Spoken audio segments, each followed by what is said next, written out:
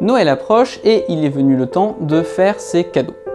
Mais au temps du Covid, est-il bien sanitaire de s'amasser dans les centres commerciaux? Petit tour d'horizon du Noël fait maison. On va commencer par le sapin.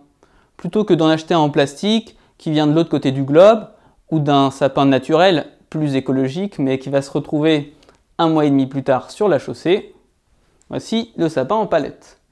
Avec sa magnifique spirale et ses rotations hélicoïdales d'1,8 degré, que l'on peut orienter de manière dextre ou sénestre avec 1 ou 2 spirales. Pour le construire, j'ai besoin d'une règle, d'une équerre, d'un crayon à papier, d'un pied de biche et d'une scie sauteuse. Bon, je vous rassure, les autres activités proposées seront moins dangereuses et moins physiques. On va commencer par les décorations avec des origamis. Ce Père Noël proposé par Adélie, ces sapins proposés par Domitil, et cette étoile à 5 branches que l'on peut décliner de plein de couleurs différentes. Tous les tutoriels sont en lien en description dans la vidéo. Je vais proposer 2 cartes de vœux qui sont assez originales. La première, c'est la modulo carte. C'est une carte avec 2 faces visibles, mais elle s'ouvre à l'infini et en réalité il y a 4 faces. On peut la décorer et la remplir de nombreuses manières. C'est un tuto signé Jolimat. Dans le même genre, les hexaflexagones proposés par Michael Launay ont 2 faces visibles et une face cachée. On peut tout à fait en faire une carte de vœux très originale. Une panne d'idées pour les cadeaux?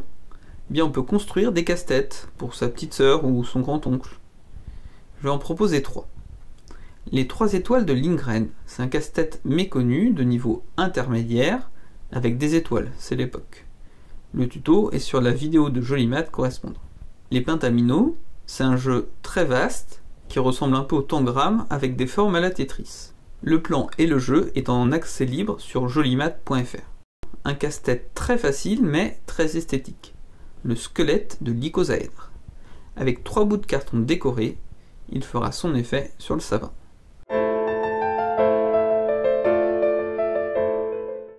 Deux petits tours de magie. Un premier qui est rapide à faire, c'est la flèche versatile, qui est proposée par Michael Launay.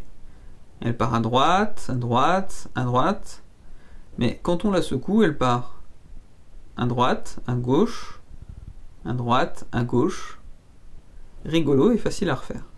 Et pour finir, un jeu de cartes pentagonal, un peu truqué, qui vous fera deviner le jour de naissance de quelqu'un dans la pièce.